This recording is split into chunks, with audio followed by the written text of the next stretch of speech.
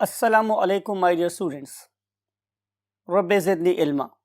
You know very well we have started chapter number 19, and today we want to discuss another very important lecture, or rather a very important phenomena taking place in the living world, and that very phenomena is called as regeneration.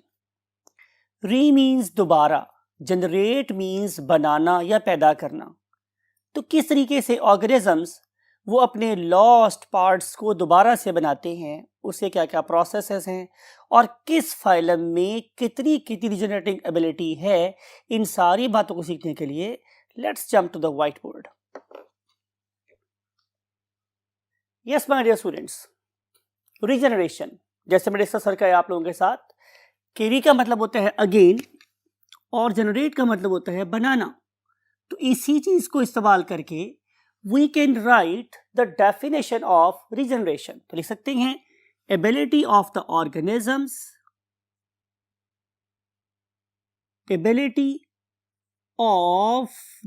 organisms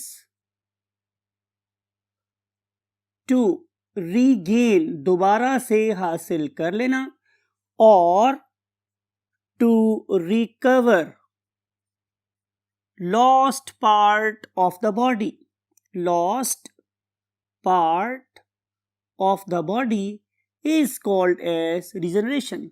इसका मतलब है कि एक सलाहियत है, किसी organism में यह सलाहियत कम और किसी ऑर्गेनिज्म में यह सलाहियत ज्यादा होती है, लेकिन ऑर्गेनिजम्स बहरहाल किसी हद तक अपने लॉस्ट पार्ट को रीगेन कर सकते हैं या एटलीस्ट उसे रिपेयर कर सकते हैं.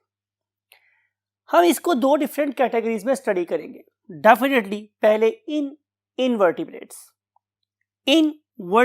की हमने प्रीवियस ईयर में फर्स्ट ईयर में एक असेंडिंग यू कैन से एवोल्यूशनरी कैस्केड स्टडी की थी कि सबसे पहले हमारे पास स्पॉन्जेस आती हैं, फिर नाइडेरियंस आते हैं, देन प्लेटिकिबैम्बर्स आते हैं, देन एनिलेट्स आते हैं, राइट.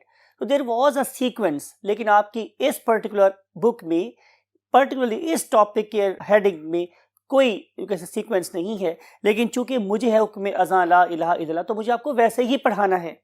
तो हम देखते हैं कि आपकी बुक के सीक्वेंस को फॉलो किया जाए तो हमें सबसे पहले रिजनरेशन किस ग्रुप में स्टडी करनी है. तो आंसर इज इन स्पॉन्जेस.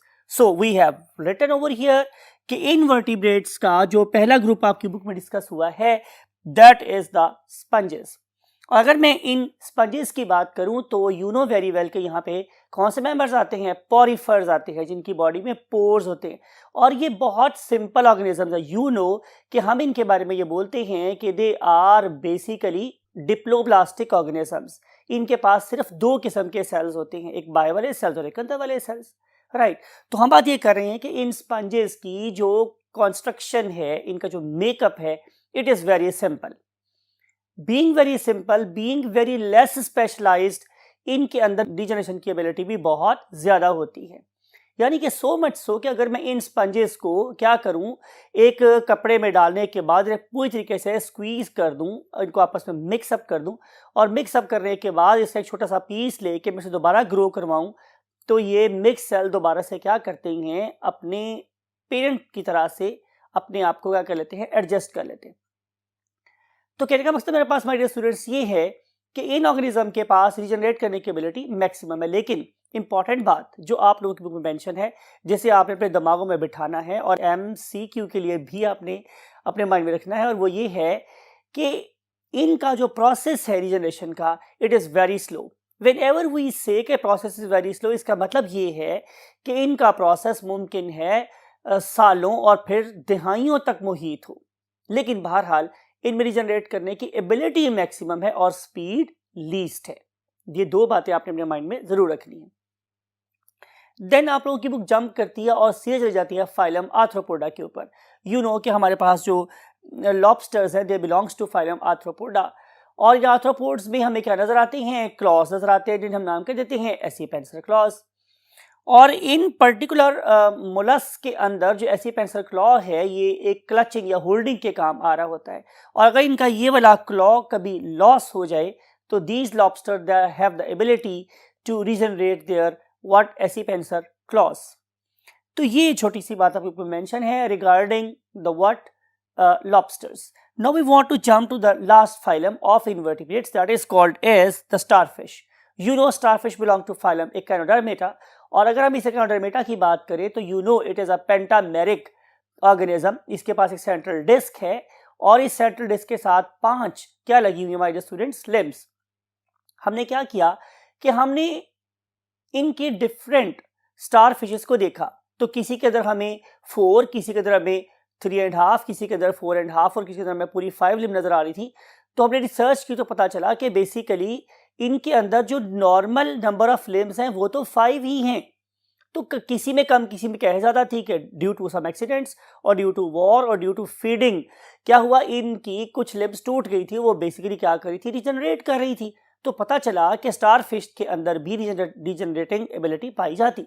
सवाल ये है कि क्या ऐसा मुमकिन है कि मैं एक स्टार फिश के 6 पीस कर दूं, मीन में उसकी 5 बाजू अलहदा कर दूं और एक डिस्क अलहदा कर दूं. तो हमने क्या देखा कि अगर मैं इनके 6 पीस कर दूं तो मोस्ट ऑफ द केसेस में, ये इंपॉर्टेंट बात है जो आपके बुक में मेंशन है और अगेन वही बात है एमसीक्यू के लिए बड़ी इंपॉर्टेंट है कि इन मोस्ट केसेस में जो सेंट्रल डिस्क है वो क्या करती है, वो अपने आप को रिजनरेट कर लेती है और उससे एक ऑर्गेनिज्म प्रोड्यूस हो जाता है.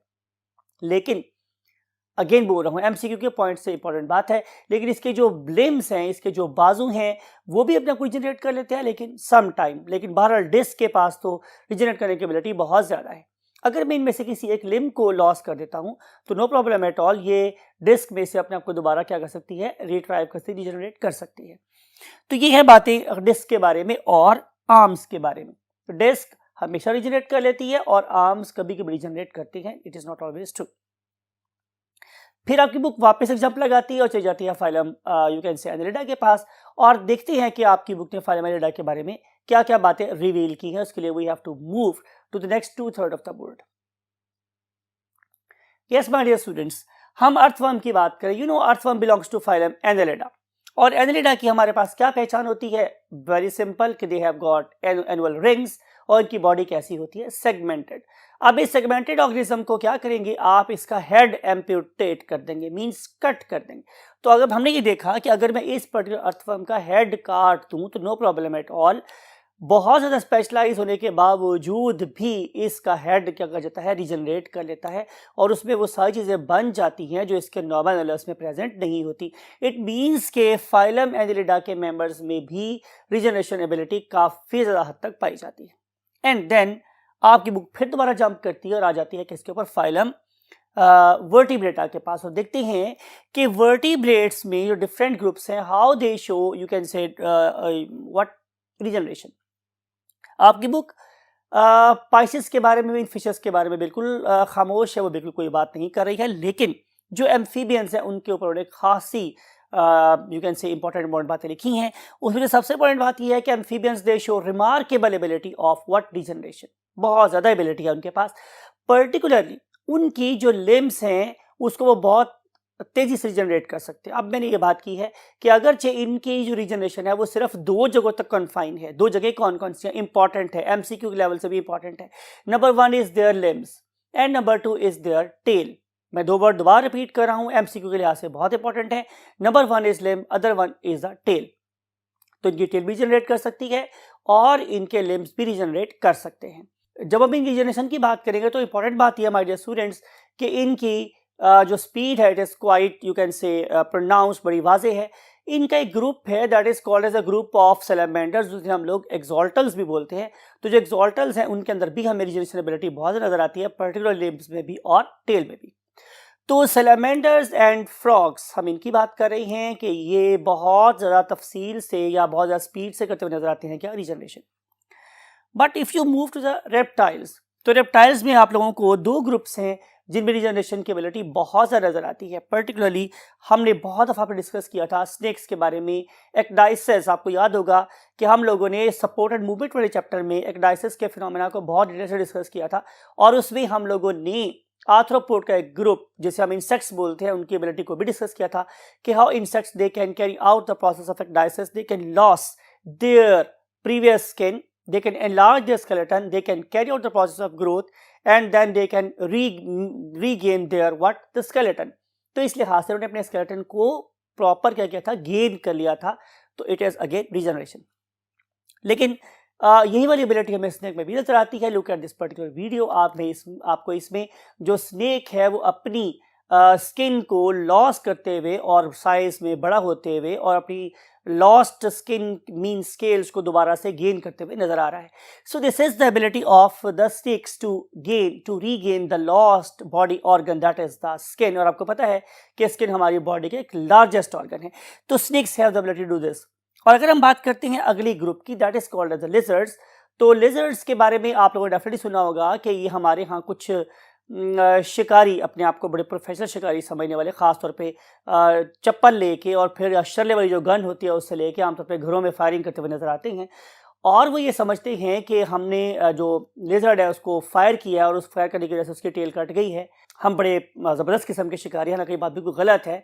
This particular lizard have the ability to carry out self amputation. When I use a term self amputation, इसका मतलब ये है कि कोई शख्स अपना बॉडी का कोई पार्ट खुद ही काट ले। ये वाली एबिलिटी इस लिजर्ड के पास है। इसके पास स्पेसिफिक मसल्स होते हैं at the junction of the body and the tail. Whenever this particular lizard is in threat, in danger, तो ये क्या करती है, अपने उस मसल को बहुत तेजी से वाइब्रेट करती है और अपनी इस टेल को काट के फेंक देती है। उसे भी उम्मीद है कि डेफिनेटली इससे मेरी जान बच जाएगी। कैसे कि जो शिकारी है वो मुतवज्जे हो जाएगा उस कांपती हुई, उस फड़फड़ाती हुई टेल की तरफ, और it is the best time to have an escape, और वहाँ से जो लिजर्ड है वो भाग जाती है। लेकिन जब ये वाला प्रोसेस होगा तो उसके बाद अब इमेजिन करें कि इस पर्टिकुलर लिजर्ड की जो टेल है, it was a very complex structure. जब मैं बात करूंगा कॉम्प्लेक्स, इसका मतलब क्या है? इसका मतलब है इसमें बोन्स शामिल है, इसमें कार्टिलेज शामिल है, इसमें arteries, veins, nerves, different types of epidermal tissues and then finally the skin.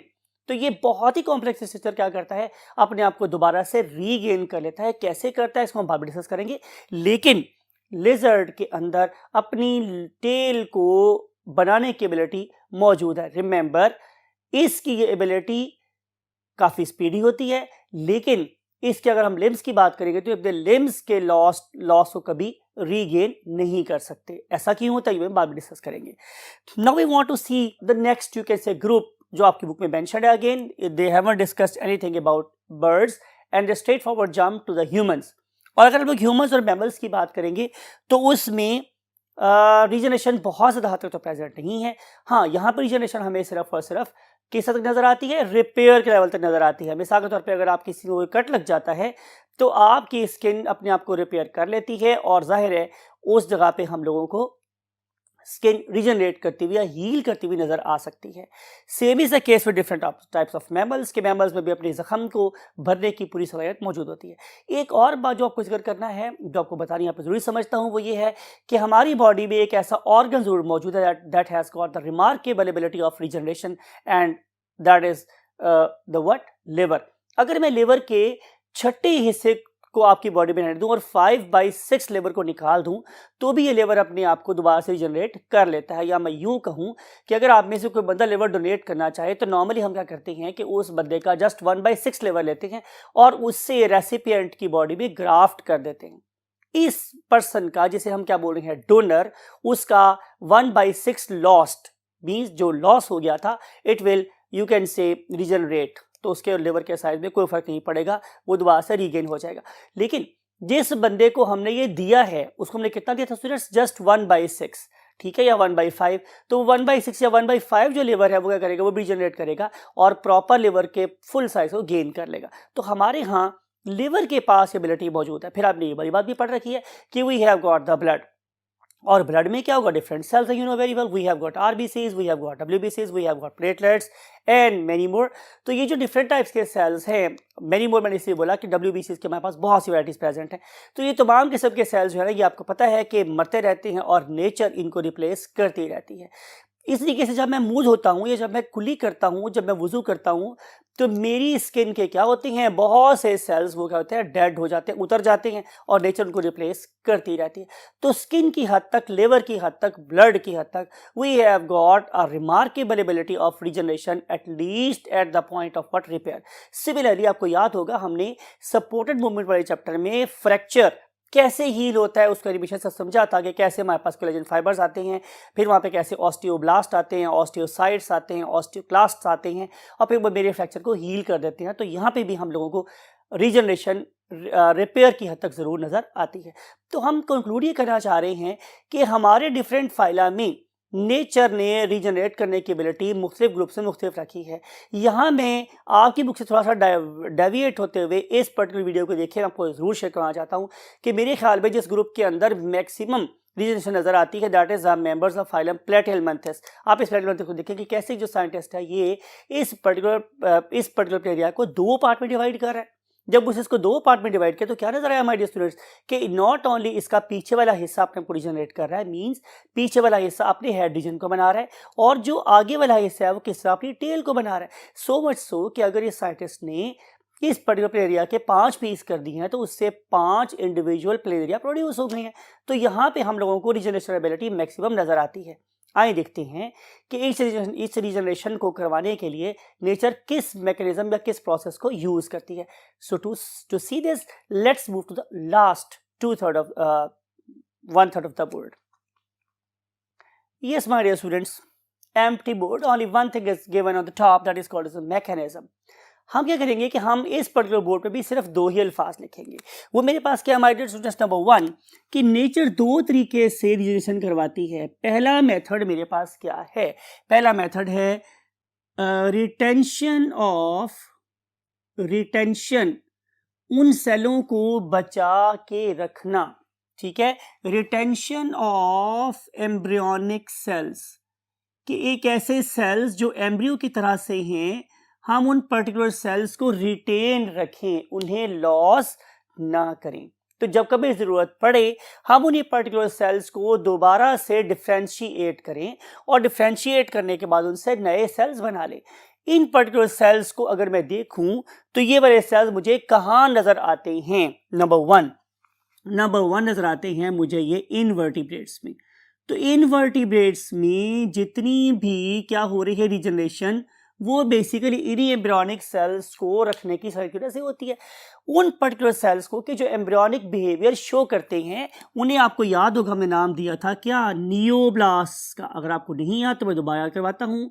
Neo मैंने बोला था कि मॉडर्न तरीके से कि ये न्यू दोबारा से किसी चीज की डेवलपमेंट को स्टार्ट कर सकते हैं। So these particular cells are called as neoblasts. तो नियोब्लास्ट्स को अपनी बॉडी के अंदर हमेशा स्टोर रखना, ये एक पहला मैकेनिज्म था रीजनरेशन का कि जब भी कोई इंजरी होगी तो हम उन्हीं पर्टिकुलर सेल्स को क्या करेंगे, सिग्नल्स भेजेंगे कि there is some sort of injury, और ये वाले सेल्स वहां पर आएंगे, अपने आप को डिफ्रेंशिएट करेंगे और डिफ्रेंशिएट करने के बाद they will try to make the corresponding cells. For example अगर मैं प्लेटी की बात कर रहा हूं तो यू नो कि platy are basically triploblastic, so they will have all 3 types of cells emerging from this particular neoblast. और अगर आप देखें, अब ये इमेज बहुत दफ़ा आपको मैंने दिखाया है, बहुत दफ़ा डिस्कस भी किया है, मैं इस इमेज को दोबारा के लिए लगवा रहा हूँ कि अगर आप इसको देख रहे हैं तो आपको यहाँ पे ये जो फ्लोरेसेंट चमकने वाले सेल्स हैं ये सारे के सारे नियोब्लास्ट हैं, those are distributed in the body. However distribution is not normal. Focus कि कहाँ पे ये नियोब्लास्ट ज़्यादा हैं, कहाँ पे नियोब्लास्ट कम है, तो ज़ाहिर है जहाँ पे नियोब्लास्ट ज़्यादा होंगे वहाँ पे रीजनरेशन का रेट ज़्यादा होगा और जहाँ पे कम होंगे वहाँ पे कम होगा। एक और चीज़ जिसको आपने माइंड में रखना है वो क्या है, एज। कि आप किसी भी ग्रुप में चले जाएं आपको नजर आएगा कि इन ऑर्गेनिज्म के अंदर यंग और यू कैन से एम्ब्रियोनिक स्टेज के ऊपर जो रीजनरेशन का रेट है वो ज़्यादा होता है, लेकिन जो ऑर्गेनिज्म बूढ़ा होता है या डेथ के करीब जाता है तो जाहिर है वो सारे के सारे एंजाइम जो ये प्रोसेस करने वाले होते हैं वो बेचारे थक जाते हैं, तो जाहिर है उसमें ये वाला प्रोसेस स्लो डाउन हो जाएगा। अब हम चलते हैं दूसरे मैकेनिज्म की तरफ। तो दूसरा मैकेनिज्म बहुत सिंपल है, that is not very difficult, and that very mechanism is called as concept of de-differentiation.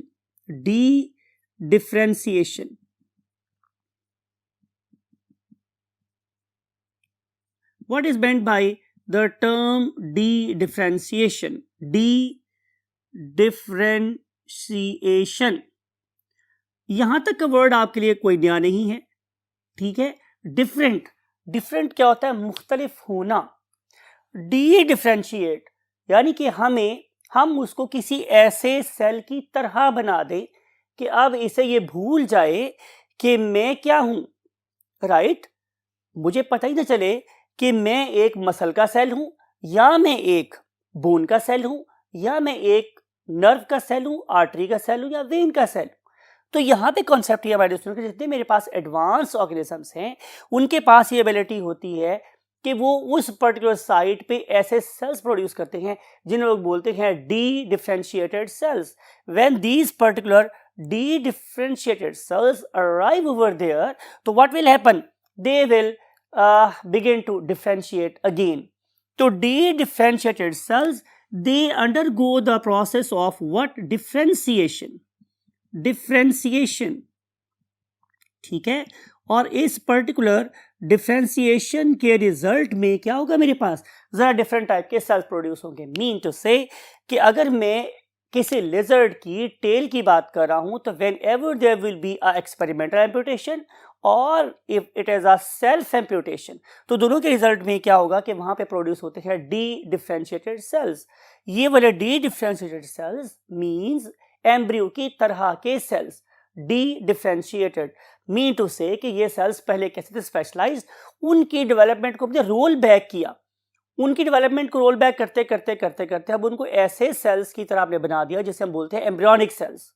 ठीक है, अब अगर मेरे पास एक एम्ब्रियोनिक सेल बन गया है तो फिर वो अपने आप को डिफरेंशिएट कर सकता है। तो एक ऐसा सेल जो एम्ब्रियो की तरह से बिहेव कर सकता है, that is called as dedifferentiated cell, and the phenomena is called as de-differentiation.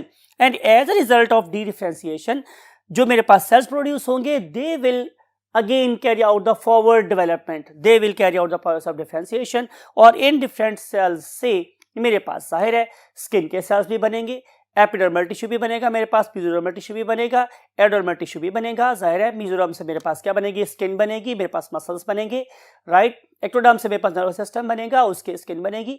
तो ये सारी की सारी जो चीज़ें हैं वो यहाँ पे अपने अपने काम करती रहेंगी और इवेंचुअली इस पर्टिकुलर रिजल्ट की क्या बन जाएगी, टेल बन जाएगी। अब आप क्या करें कि हम लोगों ने एक वीडियो आप लोगों की लगाई है, that is going to show the mechanism of you can say regeneration in what salamanders. तो आप देख रहे हैं कि जब हम इस पर्टिकुलर सैलामेंडर की लेग को काट देते हैं तो यहाँ पे सबसे पहले क्लियर जोन प्रोड्यूस होता है and that particular zone is called as differentiation cone. और इस डिफरेंशिएशन कोन के अंदर फिर डिफरेंट किस्म के सेल्स आते हैं, डिफरेंशिएट होते हैं और डिफरेंशिएट होने के बाद इसके डिफरेंट पार्ट्स बनाते चले जाते हैं, राइट। और इसके रिजल्ट में जाहिर है मेरे पास क्या होगा, एक नई लिम्ब प्रोड्यूस हो जाएगी। याद रखने वाली बात स्टूडेंट्स ये है कि we are not, you can say, stopping research anywhere, we are doing research continuously and definitely इसके रिजल्ट में हमारे पास डिफरेंट चीज़ें जो हैं वो आश्कार होती चली जा रही हैं। फॉर एग्जाम्पल हमें ये पता है कि अब इस पर्टिकुलर प्रोसेस को कंट्रोल करने वाली, गवर्न करने वाली कौन कौन सी जीन्स हैं, राइट। बट अगेन अगर हम ये क्लेम करें कि हमने इस प्रोसेस को सारे के साथ समझ लिया तो it is not true. Research is still on and we are trying to carry out understand the mechanism of differentiation, how it is taking place in these organisms. Why we want to do this? Because कि अगरचे हमारे पास अब 3D organ printing का process भी चल रहा है, लेकिन हम उसके साथ साथ जीन्स के लेवल के ऊपर जाकर ये वाला काम करना चाहते हैं कि अगर हम ये वाला काम जीन्स के लेवल पर अंडरस्टैंड कर लें तो शायद हम ह्यूमन जो इंजरीज होती हैं जंग वाले केस में, एक्सीडेंटल वाले केस में, तो शायद उनके अंदर हम इस इंसानियत का क्या कर सकते हो, भला कर सकते हो। इस दुआ के साथ क्या ताला आप लोगों को भी एक निगाह बीना, निगाह बसीरत आ करे और आप लोग बड़े होकर भी रिसर्च की फील्ड में just jump into it and find some new horizons in the world. और आमीन कहते हुए I want to say you